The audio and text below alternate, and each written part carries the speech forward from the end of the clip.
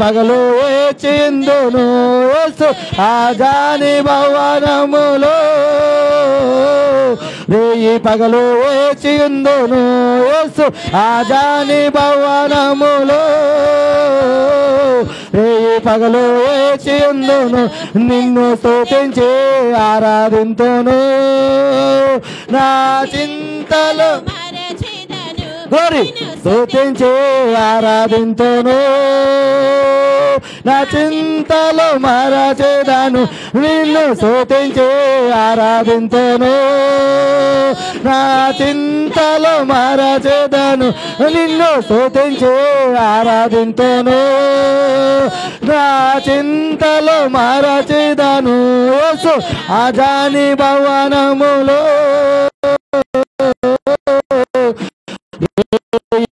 పగలు రాజాని భవనములో రేయి పగలు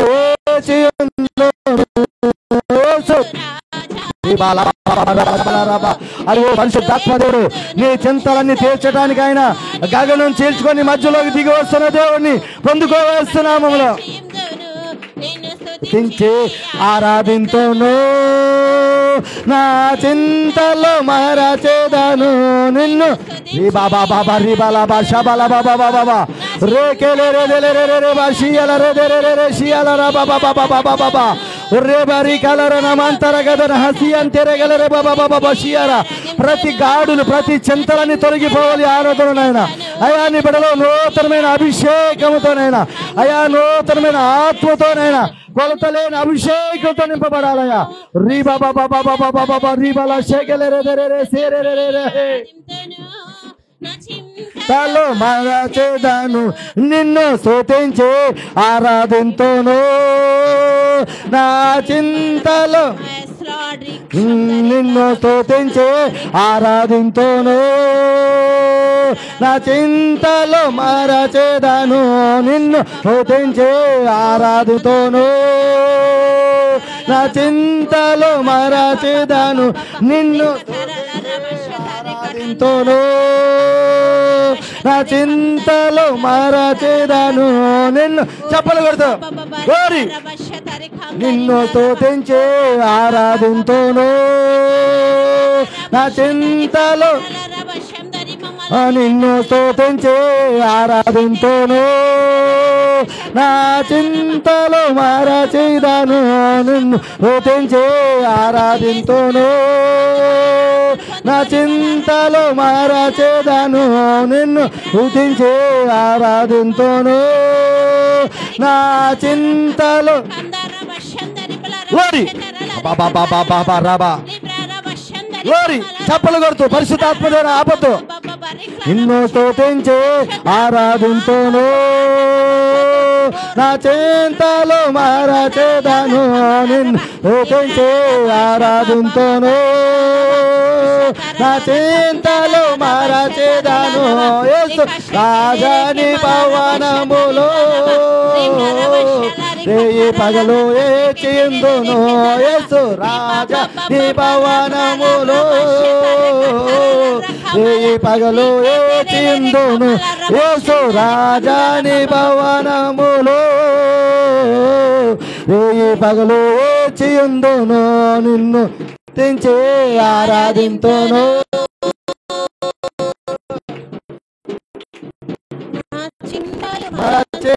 నిన్ను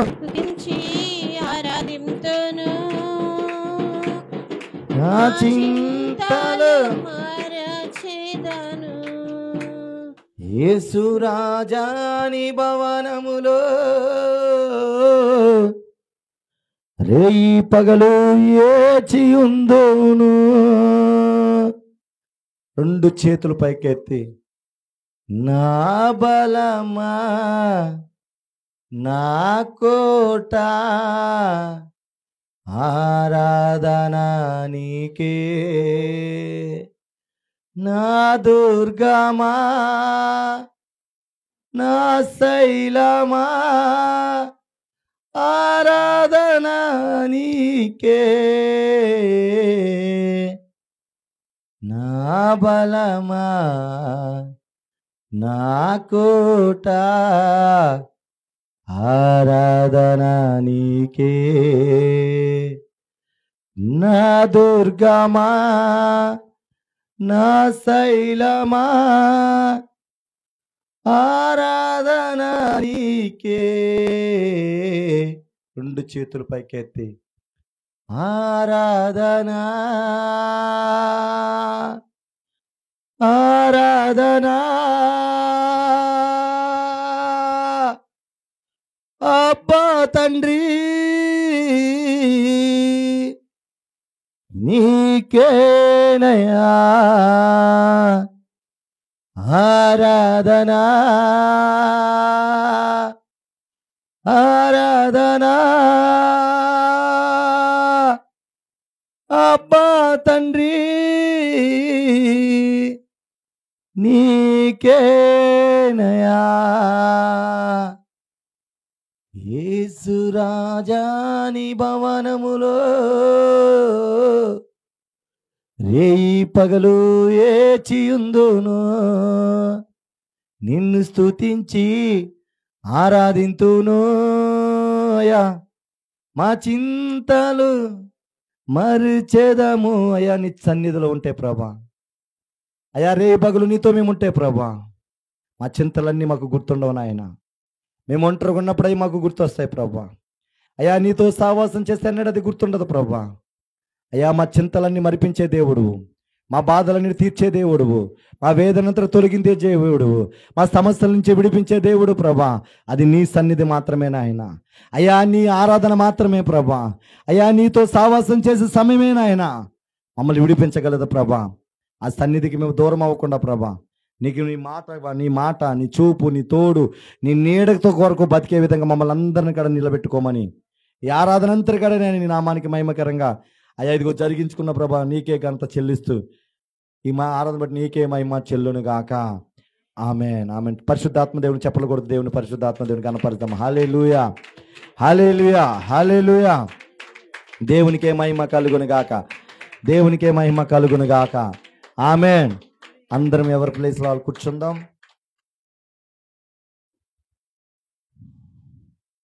thank you Lord, thank you Holy Spirit. మరి ఈ రోజైతే మరి మనతో పాటు మన స్నేహితుడు అలాగే మాతో పాటు దైవజనులు తిమోతి గారు మరి 40 దినాలు మరి ఉపవాసం ఉండి ఈరోజు ఆయన ముగింపు కూడి కింద విజయవాడలో జరిగించుకుంటున్నారు. మరి ఆ దైవజనుడు ఆయన అభిషేకముతో బయటకు వచ్చి అనేక మందితో దేవుడు మాట్లాడులాగిన మనం ప్రార్థన చేద్దాం. చిన్న ప్రార్థన. తండ్రి నీకు వందనాలు దేవా, మరి 40 దినాలు ప్రభా నీ బిడ్డ నీతో సహవాసం చేసి ఈరోజు సాయంత్రం బిడ్డ నీ బిడ్డ రాబోతుండగా ప్రభా ఒక దహించే అగ్నిలాగా నువ్వు ఆ బిడ్డతో పాటు వచ్చి నీ మాటలను విడుదల చేసి అయ్యా ఇదిగో ఆ బిడ్డను ప్రభా బలంగా మరి నైనా విజయవాడలో జరుగుతున్న ముగింపు కూడికలు ఘనంగా వాడుకోండి. అనేక హృదయాలను తట్టినైనా నీ వైపు త్రిప్పబట్టాన్ని దైవజను బలంగా సాధనంగా వాడుకోమని, అలాగే ఈరోజు తన కుమారుడు జరుగుతున్న పుట్టినరోజు కాడ ప్రభా ఆ బిడ్డను ప్రభా ఇదిగో మంచును ఉన్నట్టు చెట్టుకున్నట్టు ఆ బిడ్డకి మీరు మంచిగుండి అయ్యా గడిచిన సంవత్సరంలో కన్నా వాడుకున్న విధానానికన్నా ఈ సంవత్సరం ఇంకా నైనా బలంగా నీ సేవలో తన కుమారుని మీరు వాడుకోమని ప్రభా ఇదిగో అక్కడ జరిగే ప్రతి విషయంలో కూడా మీరుగా తోడుగుండి వాతావరణం నేను అన్ని విషయాలు కూడా బిడ్డలకు అనుకూలంగా పరిచి ఘనంగా జరిగించుకున్నాడని సాక్ష్యం పొందడానికి కృపను మాకు దయచేయమని నజరేయుడైన యేసుక్రీస్తు నామములో అడుగుచున్నాం తండ్రి. ఆమేన్ ఆమేన్. దేవునికి మహిమ కలుగును గాక. ఆమేన్. దేవుడు చిత్తమైతే రెండో ఆదివారం వస్తున్నారు. దేవుడు ఆ దైవజనుడిని నడిపించును గాక. ఆమేన్. అన్నిటి బట్టి దేవునికి మహిమ. మరి ఈ రోజు ఒక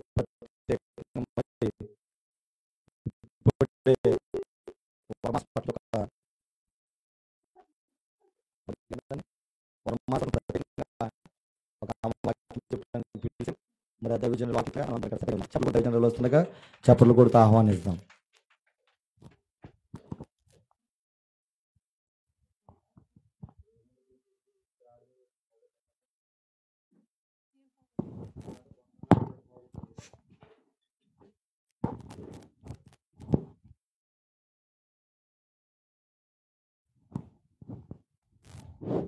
హల్లెలూయా.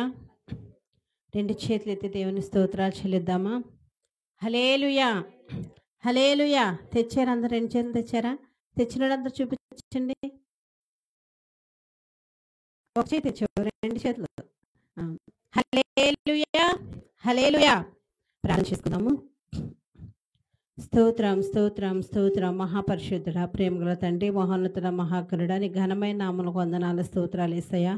ఆశ్చర్యకరుడ, ఇదిగో నా ప్రభువనైనా అయ్యా, మరి ఉదయకాల సమయపోయి ఆరాధనలో నా ప్రభువనైనా తండ్రి, ఇప్పటి వరకు నువ్వు తోడు నీ నడిపించావు, నీ రెక్కల కింద భద్రపరిచావు. పరిశుద్ధాత్మదేవ, ఇదిగో నా ప్రభువనైనా అయ్యా తండ్రి, ఇదిగో నా ప్రభ, మరి కొద్ది సమయము నా ప్రభువనైనా నీ శ్రేష్టమైన వాక్కును నా ప్రభువనైనా మేము వినుచుండగా నా ప్రభువనైనా తండ్రి ప్రభ, ప్రతి బిడ్డకి నా ప్రభ వినగల చెవిని, గ్రహింపగల మనసును నువ్వు దయచేయండి సయ్యా. పరిశుద్ధాత్మదేవ తండ్రి, నీకు వందనాలు నా ప్రభువనైనా అయ్యా. నీ బిడ్డలతో నేను మాట్లాడితే నా ప్రభ వారికి ఏమీ అర్థం కాదు నా ప్రభానైనా అయా. ఆత్మస్వరూపుడిగా నా ప్రభానైనా నీ నోటి పూరగా నన్ను వాడుకొని నా ప్రభానైనా బిడ్డలకు కావాల్సిన ఆత్మీయ ఆహారాన్ని మీరు దయచేయండి నా ప్రభానైనా.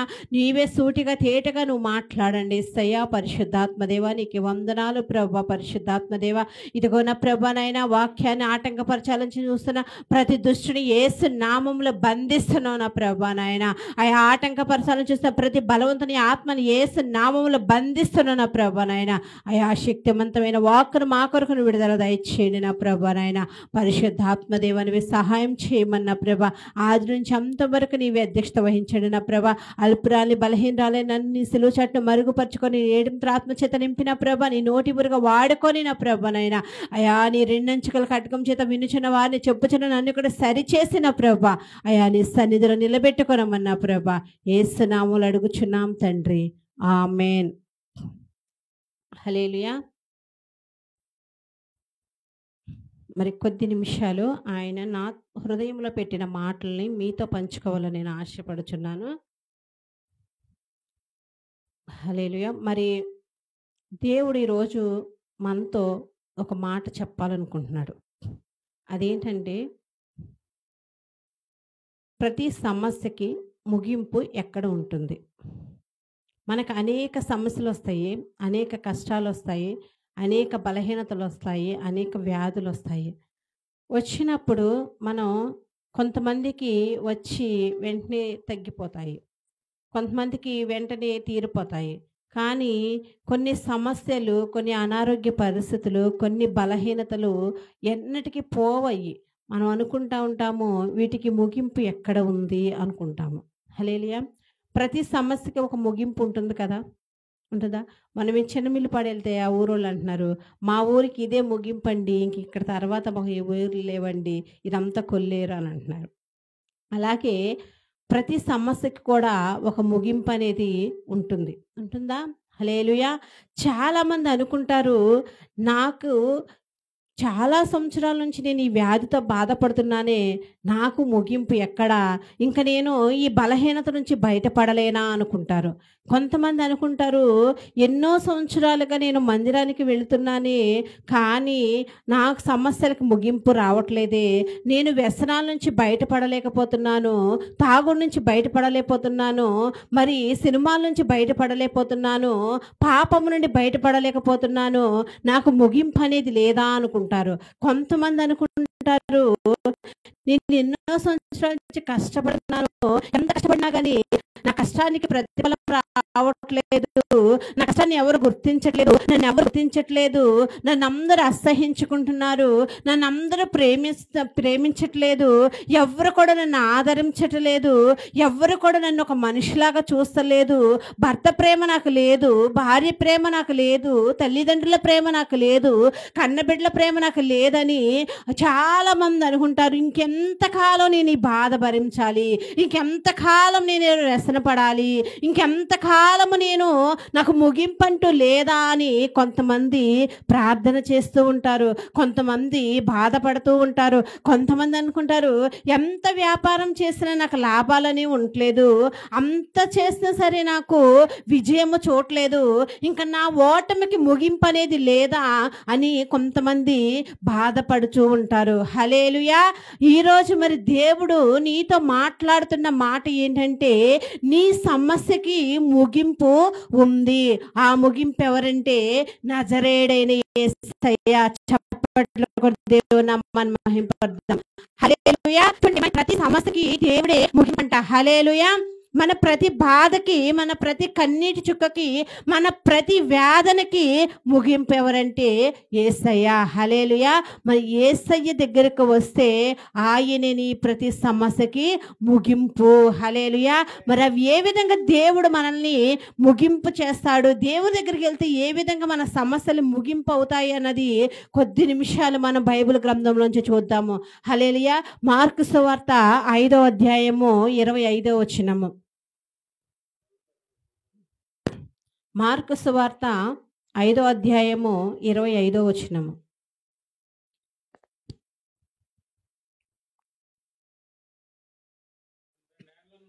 12 ఏళ్ల నుండి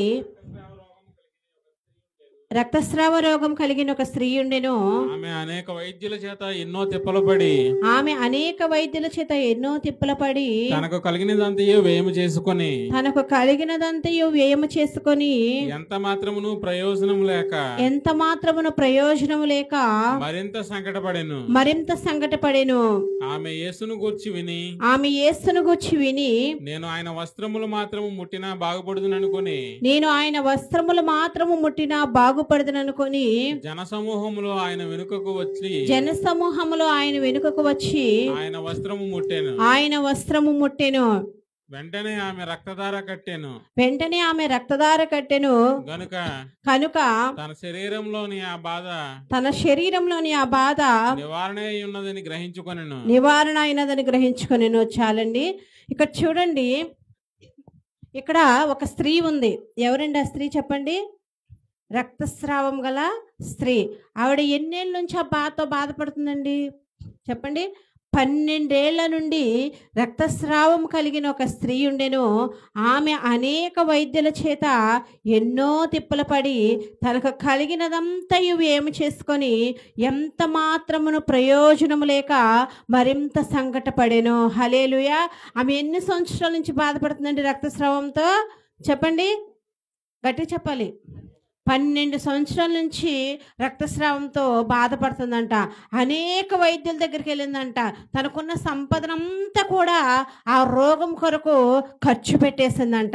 చూడండి, నిజంగా చాలామంది మరి ఏదైనా ఒక బలహీనత వచ్చినప్పుడు, ఏదైనా ఒక తగ్గని రోగం వచ్చినప్పుడు అనేక డాక్టర్ల దగ్గరికి వెళ్తారు. అనేక మందికి అనేక హాస్పిటల్ తిరుగుతారు.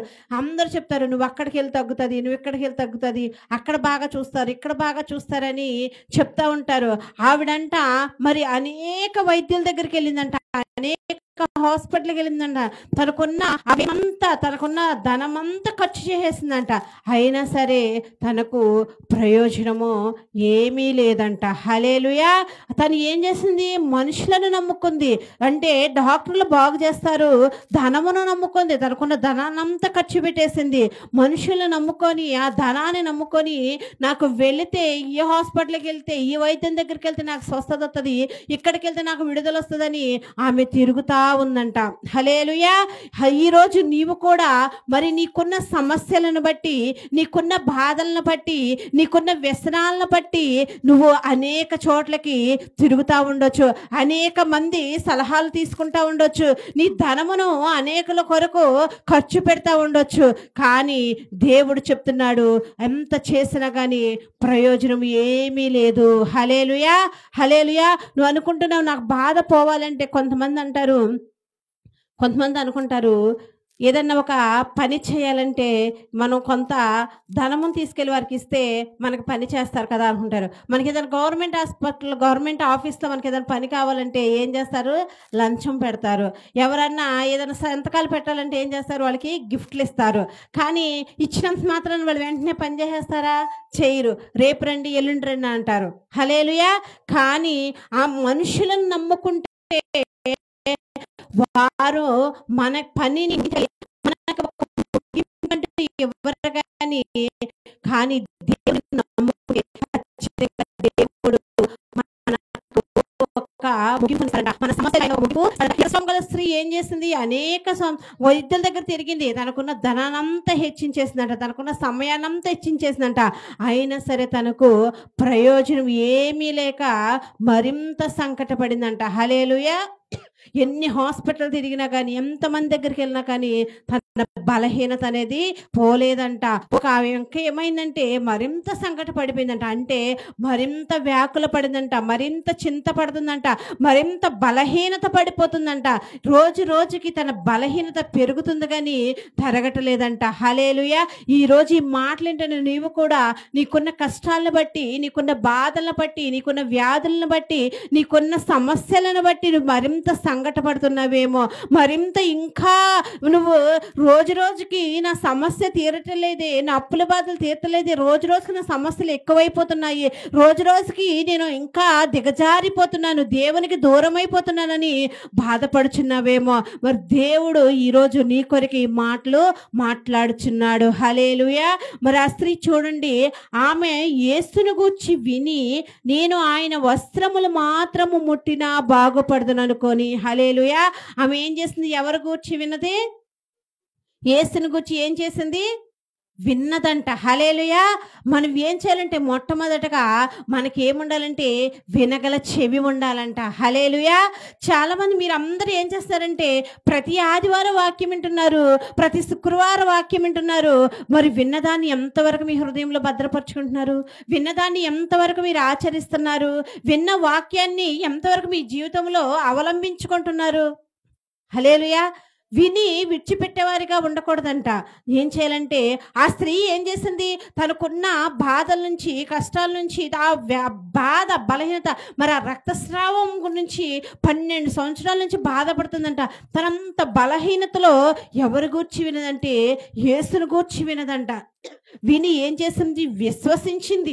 నేను ఆయన వస్త్రము మాత్రము ముట్టుకొనినా చాలు, నేను బాగుపడతాను అనుకుందంట. హల్లెలూయా. హల్లెలూయా. మరి ఆ స్త్రీ విన్నది, తన బాధల్లో వింది, మరి ఆ విశ్వాసం ఉంచింది. మరి నువ్వేం చేస్తున్నావు? ఆ స్త్రీకి రక్తస్రావం ఉంది అంటే, రక్తస్రావం ఉందంటే ఈరోజు నీకున్న సమస్య అంటే రక్తస్రావం అంటే నీకున్న ఆర్థిక ఇబ్బందులు, నీకున్న తాగడాల అలవాటు, నీకున్న వ్యసనాలు, పాపపు జీవితము, ఈ లోకానుసారమైన ఆటపాటలు, కష్టాలు, అప్పులు, ఆర్థిక ఇబ్బందులు, అనారోగ్య సమస్యలు, వివాహం జరగట్లేదనే సమస్యలు, ఉద్యోగం లేదనే సమస్యలు, భర్త మార్తలేదనే సమస్యలు, బిడ్డల మాట వినట్లేదనే సమస్యలు, నీకే ఉన్న సమస్య ఉన్నా మరి అన్ని సమస్యలతో ఉన్న నీవు దేవుని సన్నిధికి వచ్చినప్పుడు ఆయన నీతో మాట్లాడుతున్న మాట నువ్వు వింటున్నావా? ఆ విన్న మాట ప్రకారం నువ్వు జీవిస్తున్నావా? ఆ మాట ఎందు నువ్వు విశ్వాసం ఉంచుతున్నావా? అన్ని సమస్యలతో నీకు దేవుడు కార్యం చేయాలని నువ్వు సన్నిధికి వస్తున్నావు, కానీ మరి విన్నదాన్ని నువ్వు జీవితంలో అవలంబించుకుంటున్నావా?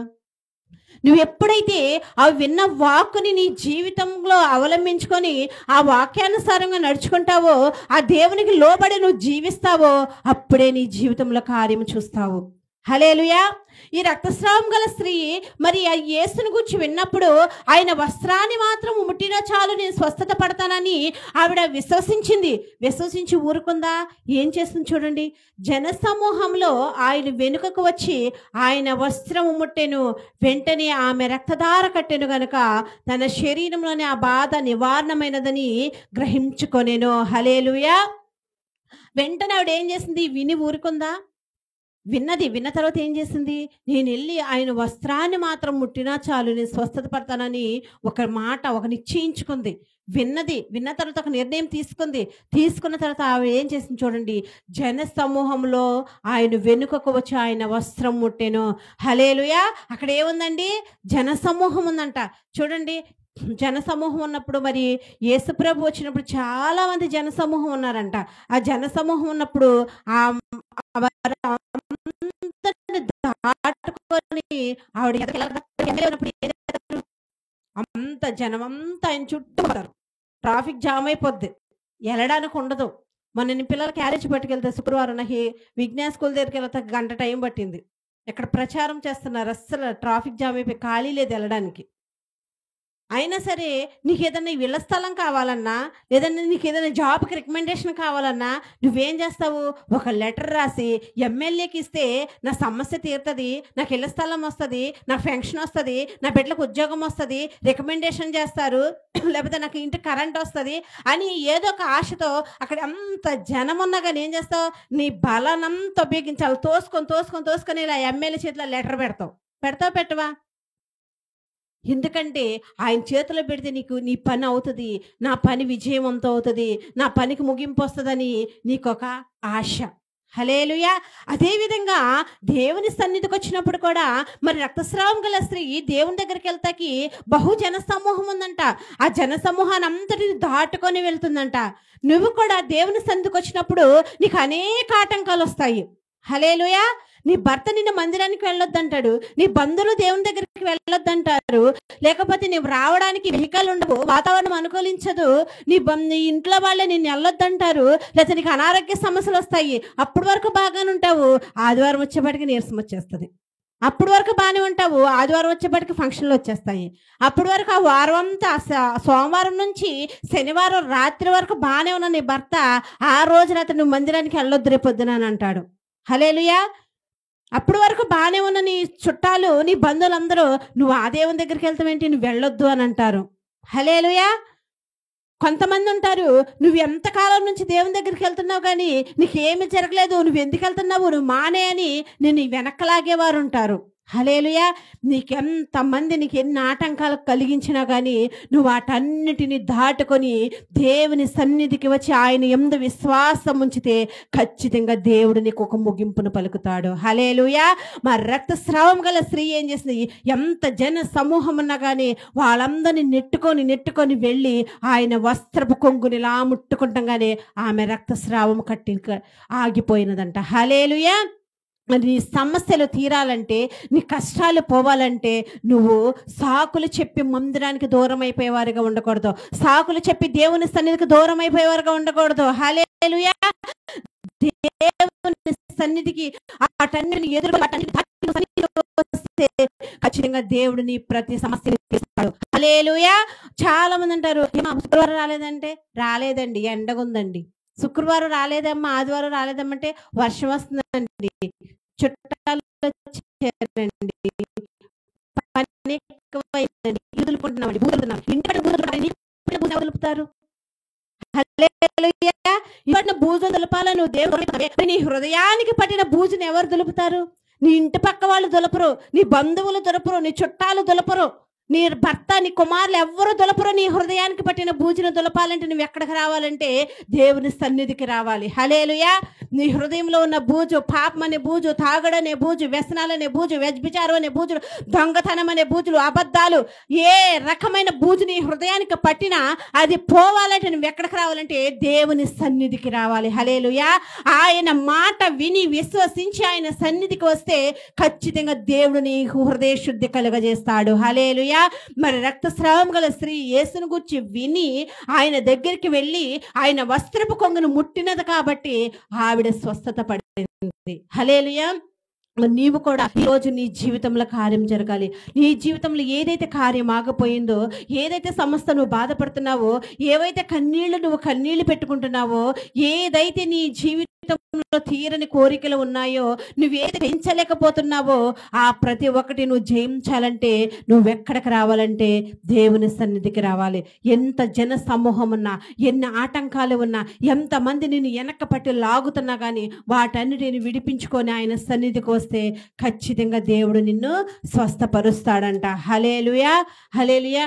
చూడండి, మరి రక్తస్రావం గల స్త్రీ దేవుని దగ్గరకు వచ్చి స్వస్థత పడింది. మరి రక్తస్రావం ఇక్కడ మరి బైబిల్ గ్రంథంలో మనం ఎలా మరి దాన్ని నిర్వచించుకోవాలంటే, రక్తస్రావం అంటే ఆ స్త్రీకి రక్తస్రావం ఉంది, ఆ స్త్రీకి రక్తస్రావం ఉంది. మరి ఇక్కడ మనకేముంది? హల్లెలూయా. రక్తస్రావం అంటే పాపము. హల్లెలూయా. మనకి ఏ సమస్య వచ్చినా మనకి దేవుని మనం చూడలేకపోతున్నామంటే, దేవుని కార్యాలు మనం చూడలేకపోతున్నామంటే, ఆయన మహిమని మనం పొందలేకపోతున్నామంటే కారణం ఏమంటే పాపము. హల్లెలూయా. పాపము. చాలా లైవ్లో చూస్తే వాళ్ళు ఇక్కడ వాళ్ళు అనుకుంటారు, పాస్టర్ గారు పద్దా పాపము పాపం అంటున్నారు, నేనేం పాపం చేస్తున్నాను అనుకుంటారు. శరీరంతో చేస్తేనే పాపం కాదు, యెహోవా ఆజ్ఞ అతిక్రమించడమే పాపము. హల్లెలూయా. మరి ఒక కుటుంబం ఉందంట. ఆ కుటుంబంలో అత్త కోడళ్ళు ఉన్నారంట. వాళ్ళు మందిరానికి వెళ్తా ఉంటారంట. ఒకరోజు మరి ఆ కుటుంబం మందిరానికి రాలేదని చెప్పేసి పాస్టర్ గారంట వాళ్ళ ఇంటికి వెళ్ళారంట. ఏమ్మా మా అత్తమ్మ గారు మరి మందిరానికి రాలేదేంటమ్మా అని అడుగుదామని వెళ్ళారంట. వెళ్ళి ఆవిడ లేదంట. ఆవిడ ఇంట్లో వెనకాల ఎక్కడో పని చేసుకుంటే వాళ్ళ కోళ్ళు ఉన్నదంట.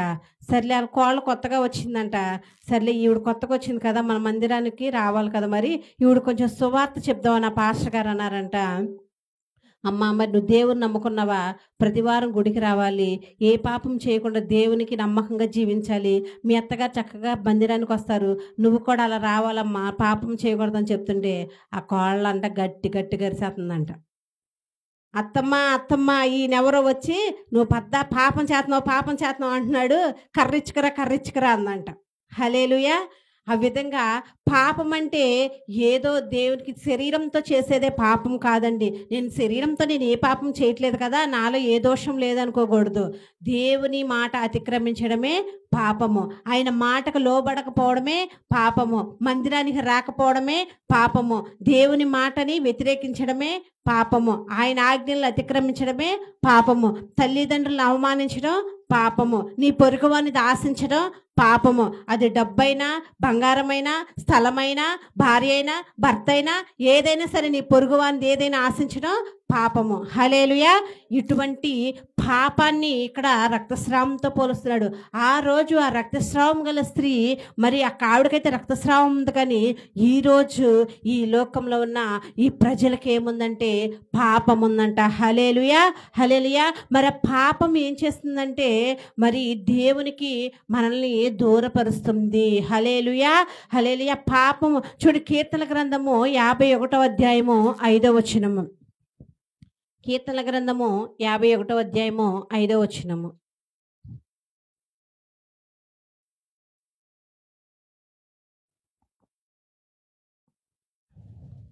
నేను పాపములో పుట్టినవాడను, పాపములోనే నా తల్లి నన్ను గర్భమున ధరించెను. హల్లెలూయా. ఇక్కడ దావీదు భక్తుడు అంటున్నాడు, నేను పాపములో పుట్టినవాడను, పాపములోనే నా తల్లి నన్ను గర్భమున ధరించినది. హల్లెలూయా. మరి ఆ పాపము నుండి బయటకు రావాలి. మనం ఎక్కడ పుట్టామండి? పాపంలోనే పుట్టాము. పాపంలోనే మనకి జన్మ ఉంది. ఆ జన్మ పాపాన్ని పోగొట్టుకోవాలంటే మనము మరి క్రీస్తు రక్తంలో కడగబడాలి. హల్లెలూయా. ఈ ప్రజలకి అంత ఎలా ఉందంటే పాపమంట అందరినీ కూడా మరి బానిసలు చేసేస్తుందంట పాపానికి. మరి నిలువెల్ల మరి చూడండి, యెషయా గ్రంథంలో ఉంటుంది, మన కరికాల నుంచి నన్నెత్తి వరకు కూడా మరి గడ్డలుగా పాపం నిండిపోయిన ఉందంట. హల్లెలూయా. మరి ఈ ప్రజలందరికీ ఆ పాపము ఏం చేస్తుందంటే ఏలుబడి చేస్తుందంట. హల్లెలూయా. మరి ఏలుబడి చేస్తున్నప్పుడు ఆ పాపాన్ని జయించమయ్యా, నిన్ను నన్ను పిలుచుకున్నాడు. ఈరోజు అనేక మంది మరి ఈరోజు ఆదివారం అని చెప్పేసి చాలా చోట్ల కొంతమంది సినిమాలకు వెళ్ళే వాళ్ళు ఉంటారు, కొంతమంది మందు తాగుతూ కూర్చునే వాళ్ళు ఉంటారు, కొంతమంది సినిమాలు చూసే వాళ్ళు ఉంటారు, కొంతమంది ఇంకా వేరే వేరే కార్యక్రమాలు చేసేవాళ్ళు కూడా ఉంటారు. కానీ నేను ఎక్కడున్నాము? ఈరోజు మందిరంలో ఉన్నాము, దేవుని సన్నిధిలో ఉన్నాము. మరి దేవుని సన్నిధిలో ఉన్న మనము ఎలా ఉండాలంటే పాపాన్ని జయించే వారిగా ఉండాలి. హల్లెలూయా. ఆ పాపాన్ని జయించాలంటే మనం ఎక్కడ ఉండాలి? దేవుని సన్నిధిలో ఉండాలి. హల్లెలూయా. ఇర్మియా గ్రంథము 17వ వచనము.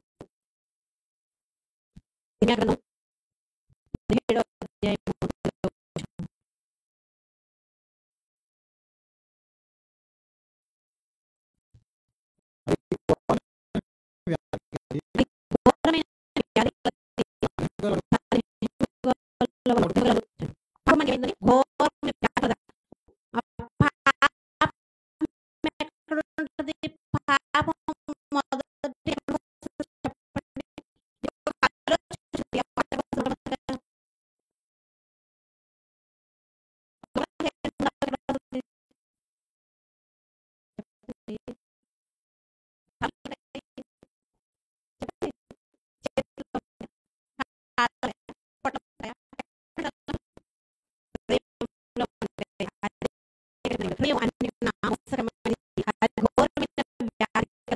హల్లెలూయా. మొట్టమొదటగా ఈ పాప ఎక్కడ ఉందంటే నీ హృదయంలో పడుతుంది. అలా బైబిల్ చదివేసింది, ఒక వ్యక్తి వచ్చి నీ హృదయంలో చెడుగా ఆలోచించుకుంటే అప్పుడే ఆ వ్యక్తులు పాపం చేసిన దాని అవుతావని, చేసిన వాడు అవుతావని పరిశుద్ధ గ్రంథం సెలవిస్తుంది. హల్లెలూయా. ఒక తప్పు చేయనా, ఒక పాపం చేయనా, మనకు ఆలోచించకపోతే హృదయం పడుతుంది. హల్లెలూయా. నీ హృదయంలో పడుతున్న చెడుగా ఇలా అయినప్పుడు అల్పపడినా సరే, చాలా మంది తెలుసా, వాళ్ళు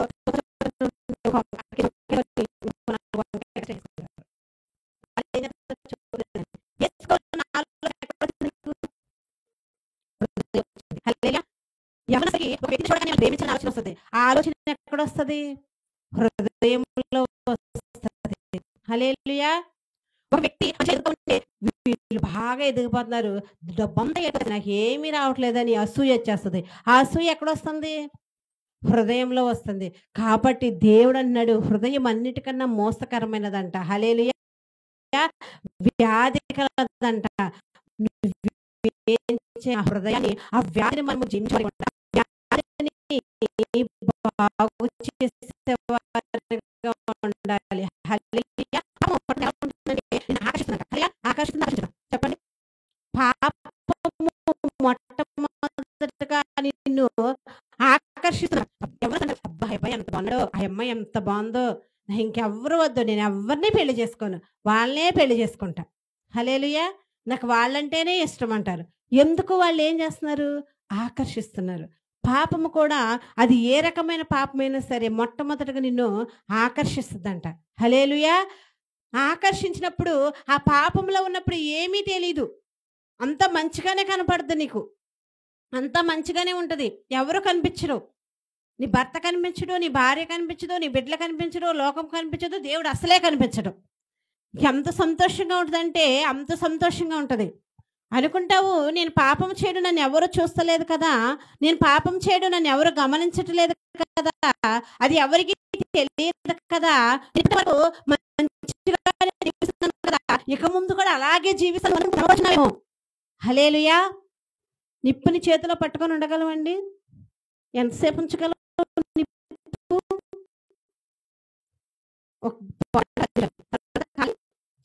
విప్పేస్తాం.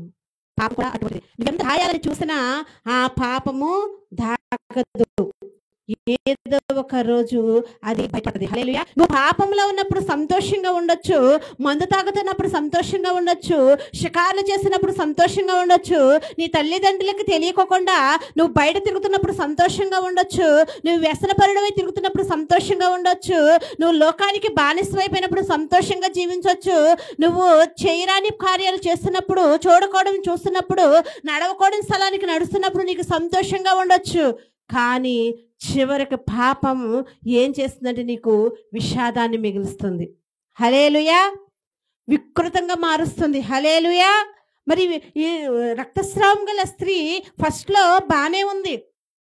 మరి రక్తస్రావం అంటే ఎలా ఉంటుందండి? ఆ రక్తం అంతా బయటకు పోతా పోతా ఉంటే ఆ స్త్రీ ఎలాగైపోద్ది? రక్తం లేని వాళ్ళు ఎలా ఉంటారండి? తెల్లగా పాలిపోయి ఉంటారు.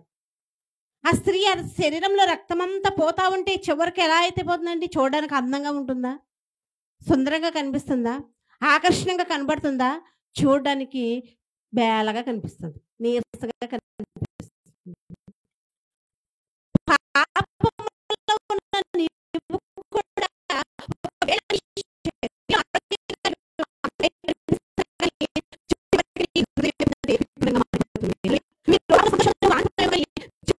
పాపం ఎక్కడ నడిపిస్తుందంటే నీకు ఏం మిగులుస్తుందంటే విషాదాన్ని మిగులుస్తుంది. హల్లెలూయా. అటువంటి మన హృదయం, మన జీవితాలు వెళ్ళకుండా ఉండాలంటే మన పాపించే వారిగా ఉండాలి. హల్లెలూయా. హల్లెలూయా. యెహెజ్కేలు గ్రంథము 36వ అధ్యాయము 17వ వచనం ఒకసారి చూద్దామండి. యెహెజ్కేలు గ్రంథము 36వ అధ్యాయము 17వ వచనము.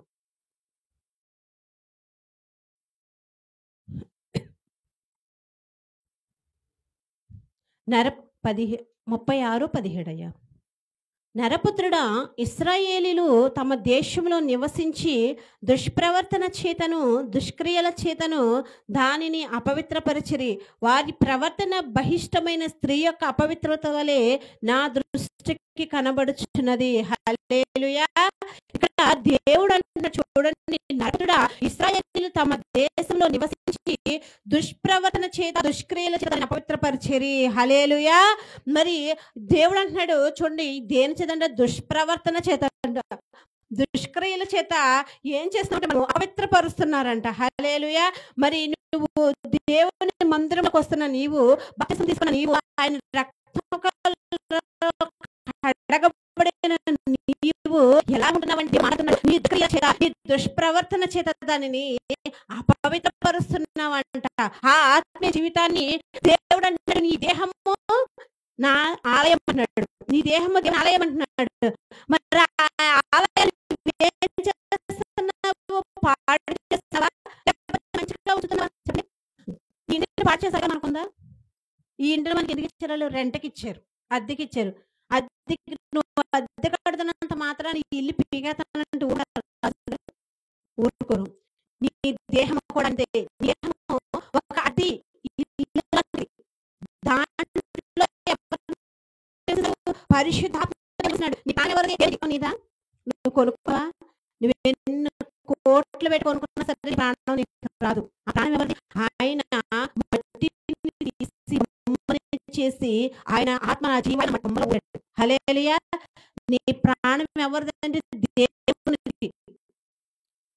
మరి ఈ శరీరము దేహం ఆలయం అన్నాడు, ఆలయాన్ని నివసిస్తున్నాడు. ఆలయాన్ని పాడు చేసే అధికారం నీకుందా? హల్లెలూయా. మరి ఈ రోజుల్లో చాలా మంది ఏం చేస్తున్నారు? ఆలయాన్ని పాడు చేసేస్తున్నారు. కొంతమంది మందు తాగి ఆ శరీరాన్ని అంతా కూడా ఆ వాసనతో నింపేస్తున్నారు. ఆ మందు తాగిన శరీరంలో లోపల ఉన్న పాటలన్నీ కుళ్ళిపోతున్నాయి. కొంతమంది చూడకుండా చూస్తా చూస్తా చూస్తా ఉన్న కళ్ళన్నీ పాడు చేసుకుంటున్నారు. కొంతమంది చేయకూడని పనులు, కొంతమందికి ఏ చూసినా టక్కనట్లా లాగేయాలి, ఆ చేతులతో పాపం చేస్తున్నారు. కొంతమంది నడవకుండా స్థలానికి నడిచి కాళ్ళతో పాపం చేస్తున్నారు. కొంతమంది శరీరంతో పాపం చేస్తున్నారు.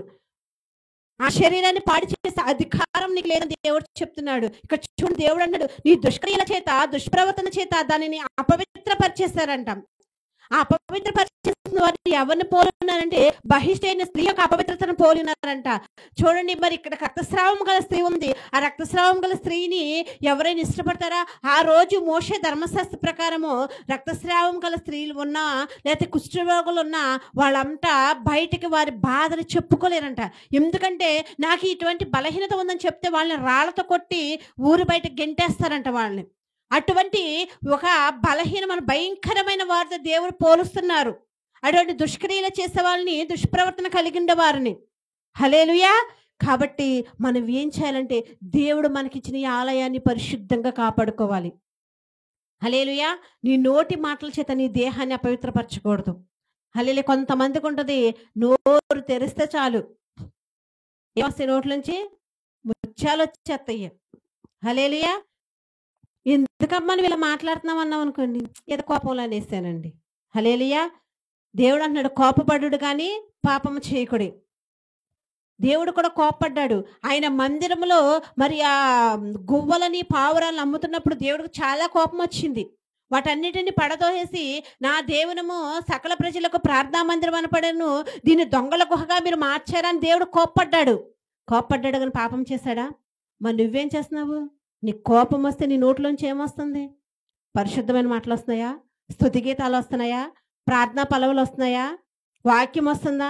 ఏమొస్తుంది నీ నోట్లో నుంచి? నువ్వు ఎవరికి ప్రతినిధిగా ఉన్నావు? దేవునికి ప్రతినిధిగా ఉన్నావు. నీలో ఎవరు నివసిస్తున్నారు? దేవుని ఆత్మ నివసిస్తుంది. నువ్వు ఎవరిగా మారావు? బాప్తిసం తీసుకొని క్రీస్తు బిడ్డగా మారావు. మనం బాప్తిసం తీసుకున్న తర్వాత చిన్న చిన్న క్రీస్తులుగా మనము మారతామంట. హల్లెలూయా. బాప్తిసం తీసుకున్న తర్వాత మనం ప్రభు బలం తీసుకుంటాం కదా. ఆయన శరీరాన్ని, ఆయన రక్తాన్ని తీసుకున్నప్పుడు మనము బాప్తిసం తీసుకున్న దగ్గర నుంచి ఆయన వచ్చి కూడా మన శరీరంలో ఒక అవయవం తయారవుతుందంట. హల్లెలూయా. బిడ్డ మరి గర్భంలో పడింది మొదలుకొని 9 నెలల వరకు మరి ఎలా అయితే ఎదుగుతుందో ఒక ప్రెగ్నెన్సీ వస్తగానే బిడ్డ తయారైపోదా? తయారవ్వదు. చిన్ని చిన్నగా, చిన్ని కాలు, చిన్ని చెయ్యి, ఒక్క చిన్ని కన్ను, చిన్ని గుండె, అలా అలా అలా వస్తూ 9 నెలలకి బిడ్డ తయారయ్యి బయటికి వస్తుంది. అలాగే నువ్వు బాప్తిసం తీసుకున్న తర్వాత కూడా నిన్ను ఆయన గర్భము ధరించి ఆయన నిన్ను పెంచుతా ఉంటాడంట. ఆయన శరీరాన్ని తీసుకున్నప్పుడు నీకు కూడా ఒక కన్ను వస్తుందంట. 2వ నెలలో మరి ఆయన శరీరాన్ని రక్తాన్ని తీసుకున్నప్పుడు ఇంకో కన్ను వస్తుందంట. 3వ నెలలో ప్రభు తీసుకున్నప్పుడు ముక్కు వస్తుందంట. అలాగా ఆయన వచ్చేంత వరకు మన బాడీలో ఉన్న అవయవాలన్నీ ఆయన తయారు చేసి పరిపూర్ణం చేసి ఆయన వచ్చినప్పుడు ఆయనతో మనం తీసుకొని వెళ్తాడంట. మరి మీరేం చేస్తారు? ఒక నెల ప్రభుబల మానేస్తారు. ఈ నెల ప్రభుబల ఆరాధనకు రాలేపోయానండి, కుదరలేదండి అంటే ఆ నెలలో నువ్వు ఒక కన్నో ముక్కో చెవ్వో ఏదో ఒకటి పోగొట్టుకున్నావు. హల్లెలూయా. కాబట్టి బాప్తిసం తీసుకున్న నువ్వు ప్రభు వల్ల నిర్లక్ష్యం చేసేవారిగా ఉండకూడదు. హల్లెలూయా, హల్లెలూయా. మనం ఎలా ఉండాలంటే ఆ దుష్క్రియల్ని, ఆ దుష్ప్రవర్తనని విడిచిపెట్టి దేవుని ఆలయాన్ని కాపాడేవాళ్ళుగా ఉండాలంట. హల్లెలూయా. కొంతమంది అంటారు, నా శరీరం నా ఇష్టం, నేను తాగుతాను. మీకెందుకు అంటారు? నీ శరీరం నీది కాదు, అది ఎవరిది? దేవుని ఆలయము. హల్లెలూయా. ఇర్మియా గ్రంథము 3వ అధ్యాయము 25వ వచనము. ఇర్మియా గ్రంథము 3వ అధ్యాయము 25వ వచనము.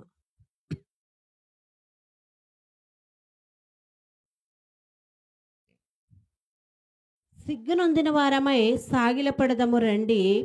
ఇక్కడ అంటున్నారు దేవుడు, చూడండి, సిగ్గునొందిన వారమై సాగిలపడదము రండి. హల్లెలూయా. ఇక్కడైనా కానీ దేవుడు అంటున్నాడు, పాపంలో ఉన్న నీవు ఏం పడాలంట? సిగ్గుపడాలంట. అంటున్నాడు ఇక్కడ, చూడండి, సిగ్గునొందిన వారమై సాగిలపడదము రండి. హల్లెలూయా. మనం కూడా ఎలా ఉండాలంటే, ఇప్పటి వరకు ఒకవేళ పాపంలో జీవిస్తే ఇప్పటికైనా సిగ్గునొంది సాగిలపడాలంట. హల్లెలూయా. ఎవరికి సాగిలపడాలి? దేవునికి సాగిలపడాలి. హల్లెలూయా.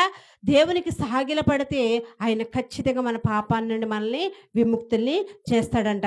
కానీ నువ్వేం చేస్తావు?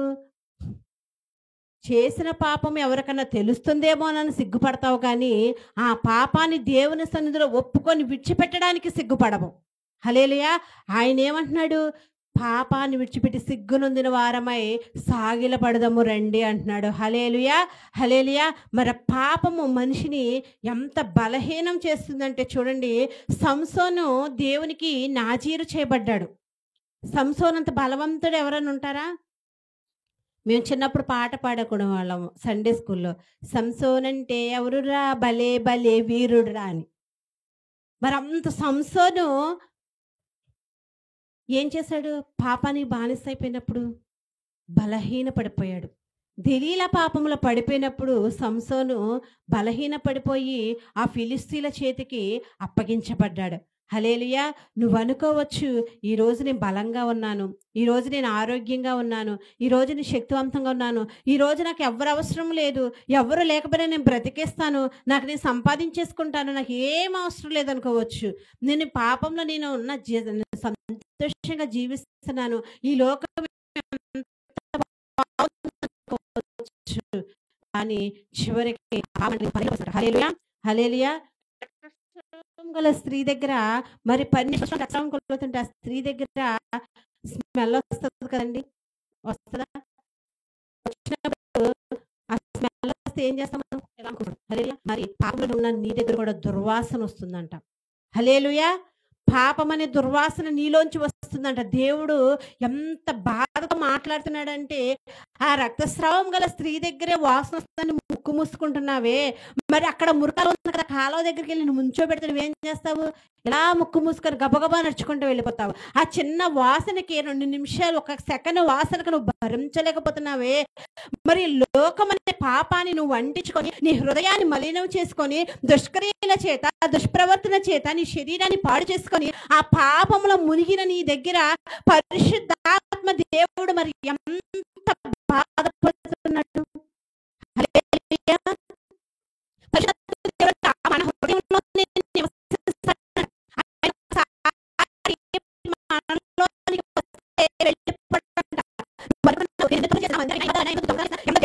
జీవించినా సరే నాకు అన్ని కార్యాలు జరిగిపోతున్నాయి కదా, దేవుడు నా పక్కనే ఉన్నాడు కదా, దేవుడు నాకు అన్యాయం చేయలేదు కదా అనుకుంటున్నావేమో.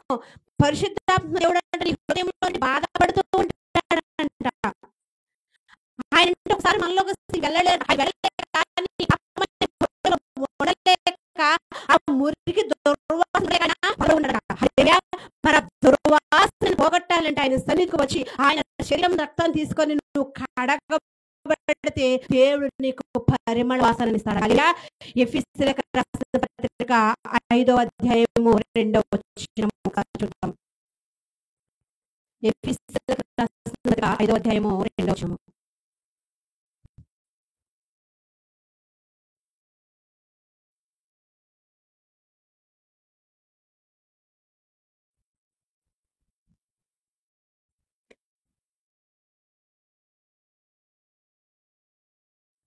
క్రీస్తు మిమ్మును ప్రేమించి పరిమళ వాసనగా ఉండుటకు మన కొరకు తన్ను తాను దేవునికి అర్పణగాను బలిగాను అర్పించుకునేను. హల్లెలూయా. మరి దేవుడు ఏం చేస్తాడు? దేవుడు ఏం చేస్తాడండి చెప్పండి. అక్కడ ఏమన్నాడు? క్రీస్తు మిమ్మును ప్రేమించి. హల్లెలూయా. నువ్వు పాపం చేసినా కానీ, దొంగతనం చేసినా కానీ, నేను వ్యసనాలకు లోబడిపోయినా కానీ, దేవుని విడిచిపెట్టి తిరుగుతున్నా కానీ దేవుడు నిన్నేం చేస్తున్నాడండి? ప్రేమిస్తున్నాడంట. హల్లెలూయా. నీలో ఎంత దుర్వాసన ఉన్నా కానీ దేవుడు అంట ఆయన నిన్ను ప్రేమించి పరిమళ వాసనగా ఆయన నిన్ను మార్చడానికి సిద్ధంగా ఉన్నాడంట. హల్లెలూయా. మరి ఆయన పరిమళ వాసనగా మార్చడానికి సిద్ధంగా ఉన్నాడు. అలా మారడానికి నువ్వు సిద్ధంగా ఉన్నావా? హల్లెలూయా. అలా మారడానికి నువ్వు సిద్ధంగా ఉన్నావా? దేవుడు అంటున్నా చూడండి, నువ్వు ఒకవేళ పాపం చేస్తే చూడండి, నువ్వు ఏదైనా తప్పు చేసి నువ్వు మరి దొరికిపోయినప్పుడు ఆ మనుషులని నిందించొచ్చు, నిన్ను వెలివేయచ్చు, నీతో మాట్లాడచ్చు, నిన్ను అసహించవచ్చు.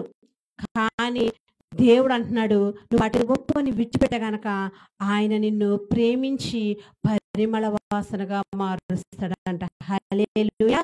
హల్లెలూయా. ఎంత గొప్ప మాట అండి. మీకు సంతోషంగా ఉందా లేదా? ఈ మాట ఉందా? ఉంటే చప్పట్లు కొట్టేవాళ్ళు. హల్లెలూయా. చూడండి, పిల్లలు ఇంట్లో ఏదైనా తప్పు చేస్తే, ఒకవేళ ఏదైనా దొంగతనం చేస్తే మనం ఏం చేస్తాం? వాళ్ళని కొడతాం, కొట్టి శిక్షిస్తాం. ఎవరైనా పాపం చేస్తే పట్టుబడితే మోషే ధర్మశాస్త్రం ప్రకారం రాళ్ళతోటి చంపేసేవారంట. ఈ లోకం అయితే నువ్వు చేసిన తప్పులకి నిన్ను శిక్షిస్తుంది, అవమానపరుస్తుంది, బలహీనపరుస్తుంది, చేస్తుంది, తృణీకరిస్తుంది. కానీ నీలో ఉన్న దుర్వాసన తీసివేసి, ఆ దుష్క్రియలు తీసేసి, దుష్ప్రవర్తన తొలగించి నిన్ను పరిమళ వాసనగా మారుస్తాడంట. హల్లెలూయా. హల్లెలూయా. చూడండి, మరి ఈ రక్తస్రావం గల స్త్రీ మరి దేవుని ఆ వస్త్రాన్ని ముట్టుకున్నప్పుడు ఆవిడ ఏమైంది? ఆమె రక్తస్రావం అంతా కూడా కట్టబడిందంట. హల్లెలూయా. అప్పుడు రక్తస్రావం మనం ఏమని చెప్పుకుంటున్నాము?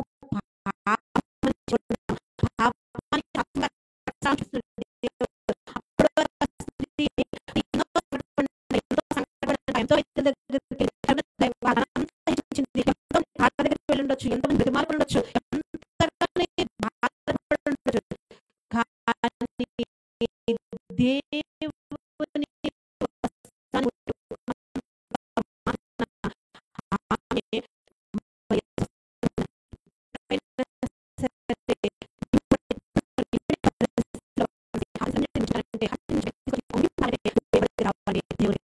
హల్లెలూయా. ఇంకా నేను పాపంలోనే ఉంటాను, లోకానుసారంగా జీవిస్తాను, లోకానుసారంగా నాకు ఇష్టమైనదే చేస్తానంటే చివరికి నీకు మిగిలేది నష్టమే. హల్లెలూయా. హల్లెలూయా. మన స్త్రీ ఏం చేస్తుంది? ఎన్ని సంకటాలు పడినా, ఎంత బాధపడినా ఎక్కడికి వచ్చింది? దేవుని దగ్గరికి వచ్చినట్ట. హల్లెలూయా. అప్పుడు రక్తస్రావం గల స్త్రీ రక్తస్రావం ఉన్న వారిని ఇష్టపడతారా? ఆవిడ బంధువులని త్రోసివేశారు, తన బిడ్డలు తన వెలివేస్తూ ఉంటారు, చిచ్చి అని పొగట్టుకుంటారు. కానీ ఇక్కడ ఎవరు ఆదరించారు చూడండి, 30వ వచనంలో వెంటనే యేసు తనలో నుండి ప్రభావం బయలువెళ్ళిందని తనలో తాను గ్రహించి జనసమూహం వైపు తిరిగి నా వస్త్రములు ముట్టినది ఎవరనగా ఆయన శిష్యులు జన సమూహం నీ మీద పడుచుండ చూచున్నావే, నన్ను ముట్టినది ఎవడని అడుగుచున్నావా అనేది. ఆ కార్యం చేసిన ఆమెను కనుగొనవలెనని ఆయన చుట్టూ చూచెను. హల్లెలూయా. మరి ఆ స్త్రీ దేవుని ముట్టుకున్నప్పుడు అంట ఆయనలో ప్రవాహం బయలు వెళ్ళిందంట. ఆ స్త్రీ మరి ఎవరు నన్ను ముట్టుకున్నది, నాలోంచి ప్రవాహం వెళ్ళింది, ఎవరు నన్ను ముట్టుకున్నానని అడుగుతున్నప్పుడు ఆయన శిష్యులు అంటున్నారంట, జన సమూహం నీ మీద పడుచున్నదే, మరి అంతమంది ఉన్నప్పుడు నిన్ను ముట్టుకున్నదని ఎవరని అడుగుతున్నావేంటి ప్రభు అనుకుంటే, అప్పుడంట ఆయనంట ఆ కార్యం చేసిన ఆమెను కనుగొనవలెనని ఆయన చుట్టూ చూచిన. హల్లెలూయా. కనుగొనవలెనని చుట్టూ చూస్తున్నాడంట. ఈ రోజు కూడా దేవుడు నిన్ను కనుగొనాలని చూస్తున్నాడంట. హల్లెలూయా.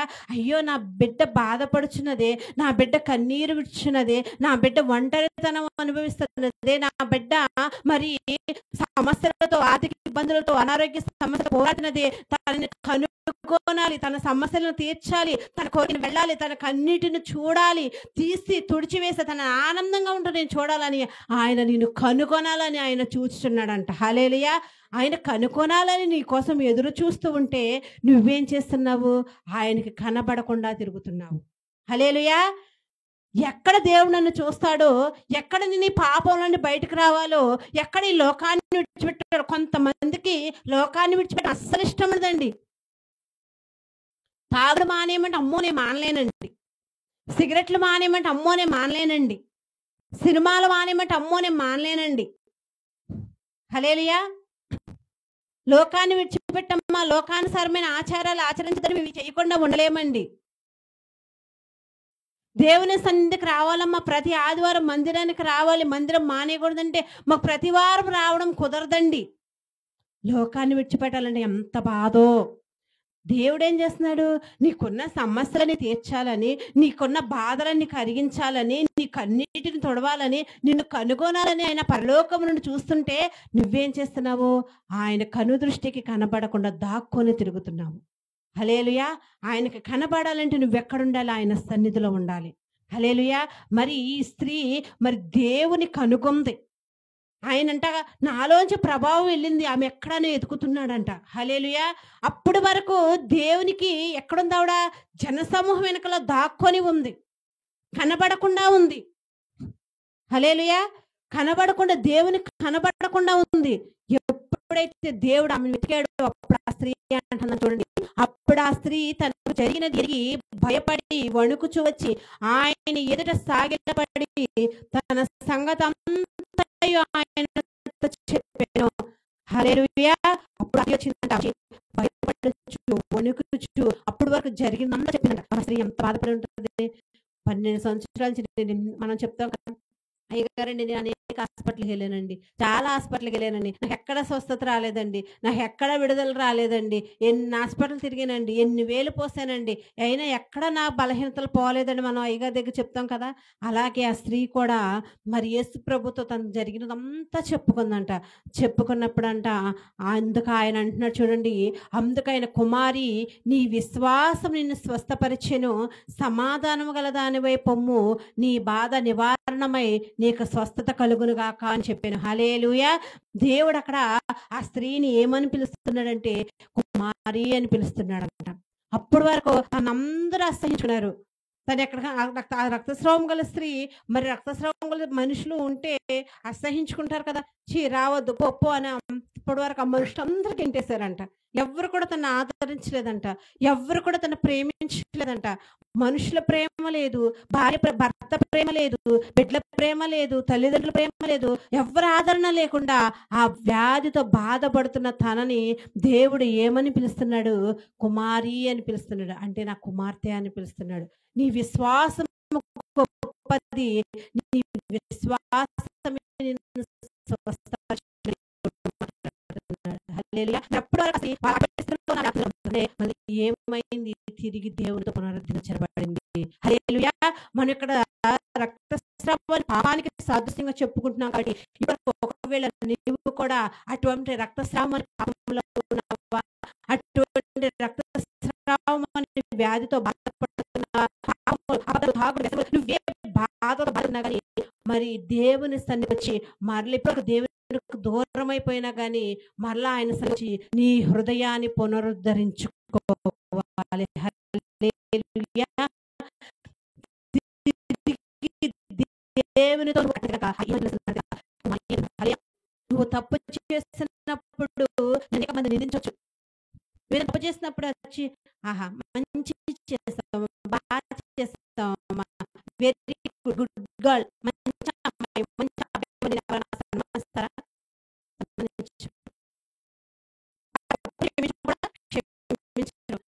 కానీ మన దేవుడు ఏం చేస్తాడు?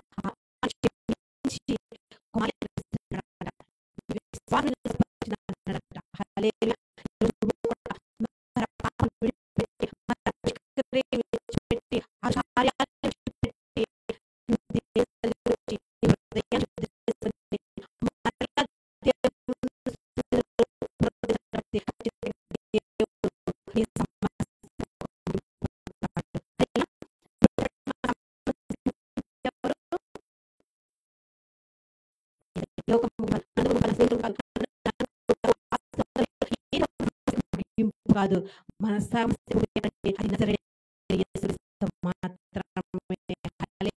మరి స్త్రీ రక్తస్రావం అనేక సమస్యకి ముగింపు రాలేదు.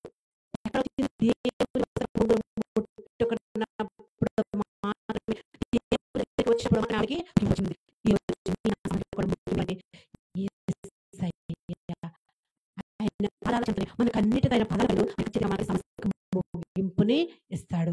హల్లెలూయా.